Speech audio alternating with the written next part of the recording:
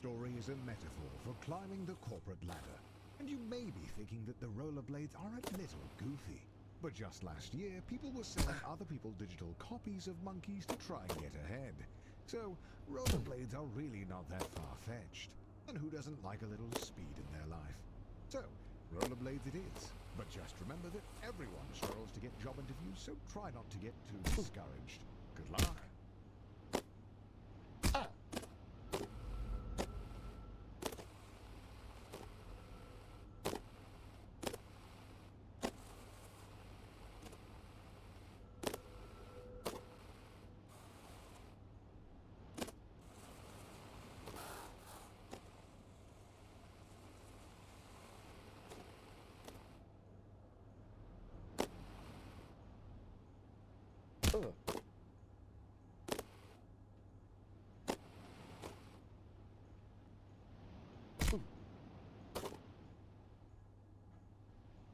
Hey, welcome to your first job interview.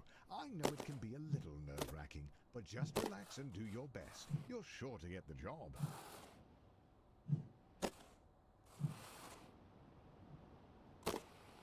Congratulations, you've completed the interview process. Unfortunately, the company needs you to do a take-home interview. I see a note here that says, sorry for making you jump through all these hoops. Oh, yeah. So the company just needs one more interview. The note here says, last one, we promise. And to ignore the hoops on file. That's just the thing you find in their hiring system. There it is, the offer letter. You grab the letter and read it out loud. We regret to inform you that the role has been filled. Going back to square one always stings, but you're not alone. This happens to everyone at some point in their lives. Luckily, your mom says that your Uncle Gerald has a friend who can hook you up with a job at their warehouse. I know it's your birthday, but the company saves money when the new hires do their training on Saturday nights. So, it's time to get to work.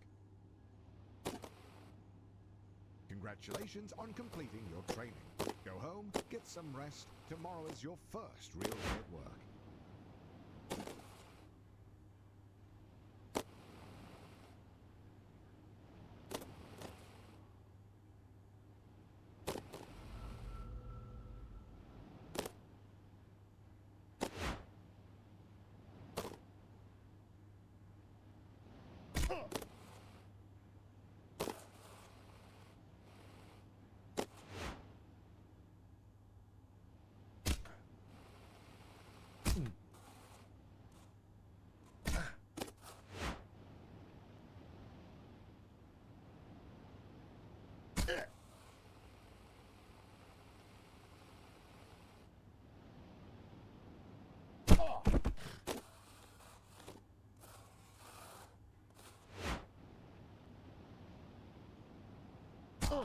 So, rumor has it that corporate spent all of their money on fighting Ted's injury lawsuit. So they've thrown you a pizza party instead, which, according to your boss, is arguably better. But don't worry, a manager's position has opened up, and that comes with a pay raise.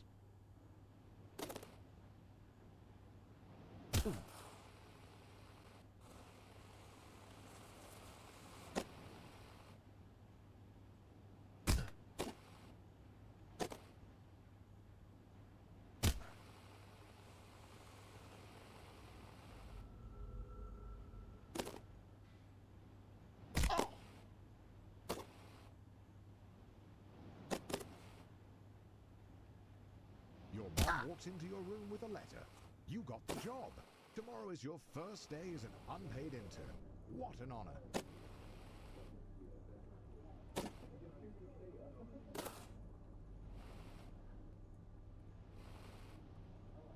Some would be discouraged knowing they only got the job because their obsession with rollerblades makes them the ideal candidate for grabbing coffee.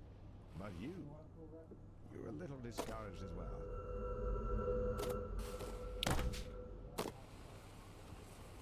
Congratulations, you've finished training.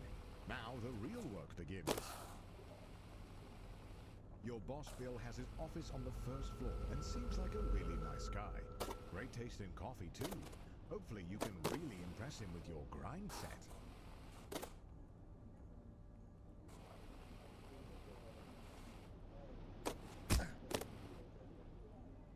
At the all-hands meeting, your boss Bill announces that you've been chosen for the in-house interview, which, according to him, is just a bunch of softball questions since it's really more of a formality than anything.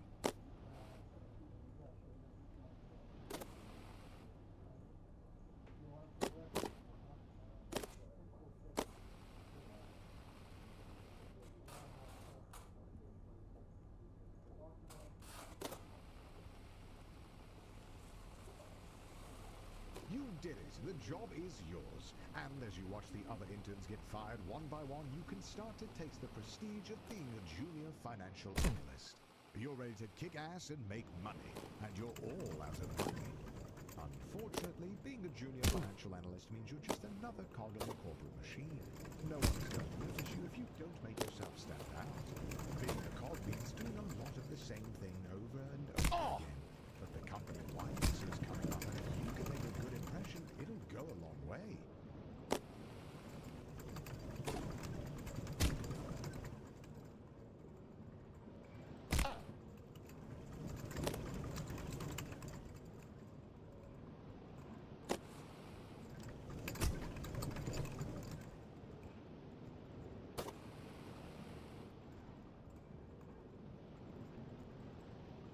After spinning your wheels for a year, you finally get invited to the company mixer. Rubbing shoulders with middle management has you inspired. You want to be one of them.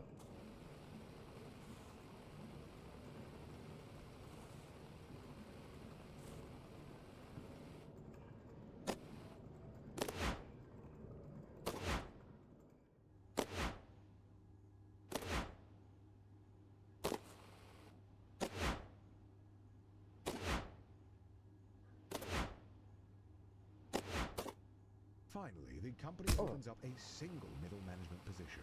All you have to do is beat the rest of the applicants and the job is yours. The bumpers are a metaphor for the other applicants.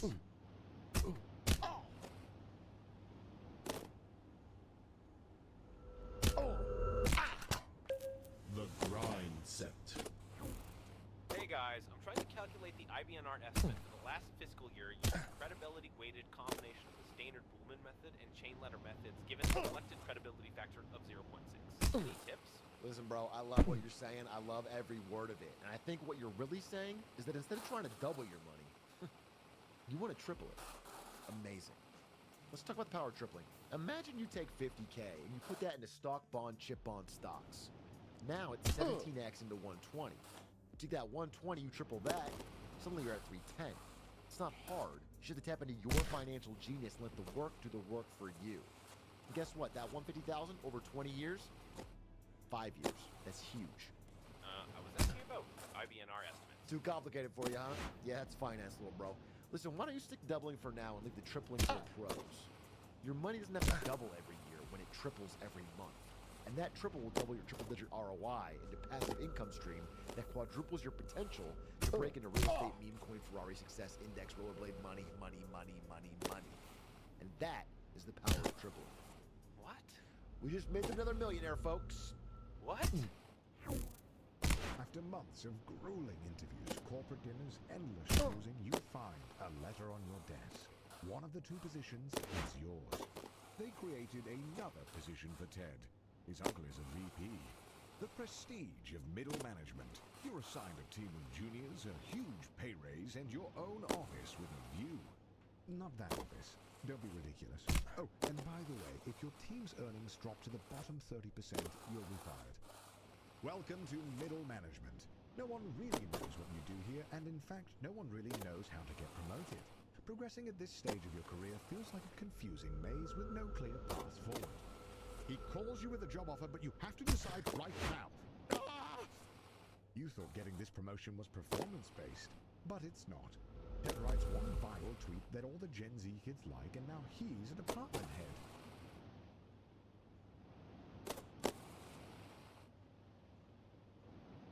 Oh!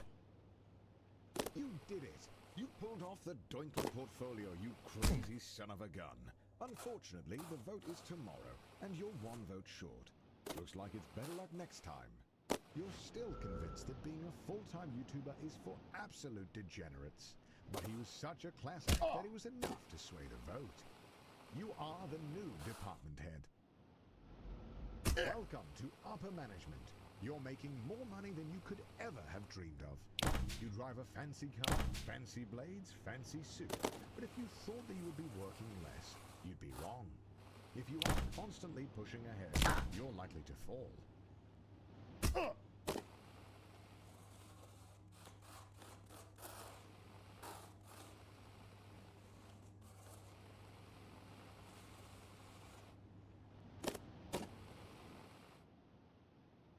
The FBI sweep the whole leadership team into prison, just as you thought.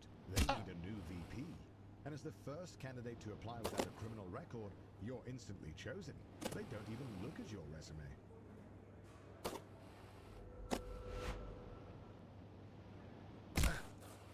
Being a VP at a large company puts you in the top 0.01%. But it's not enough. The goal is and has always been to be CEO. You have no idea how, but all you know is that you need to keep grinding.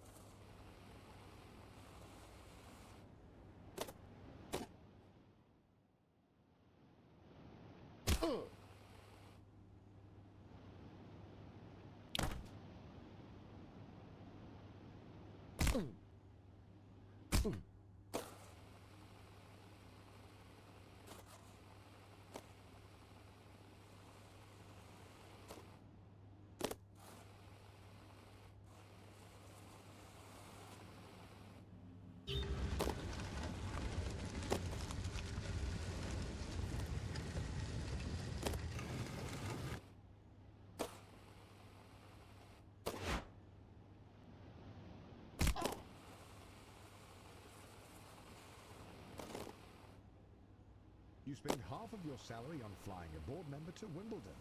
They don't even like tennis, but they like being schmoozed. And you like how that helps your chances at being CEO. Oh!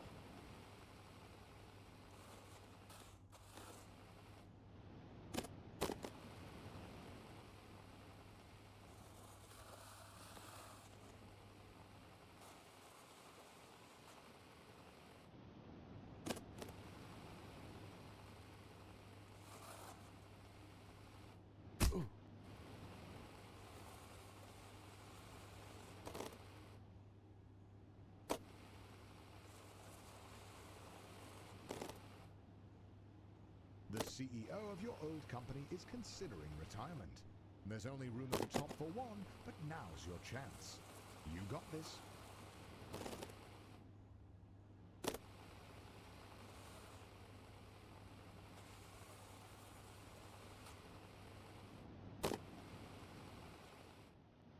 Just before the CEO of your old company retires, he gets arrested for embezzlement. But you've been schmoozing the board of directors for years, taking on hard portfolios, buying dinners at the country club, and turning a blind eye to embezzlement. You're ready to take the leap.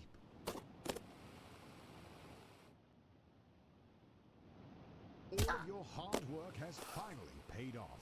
The board of directors have voted, and you are appointed the CEO. The journey is over. There really is nowhere else to go. Congratulations on beating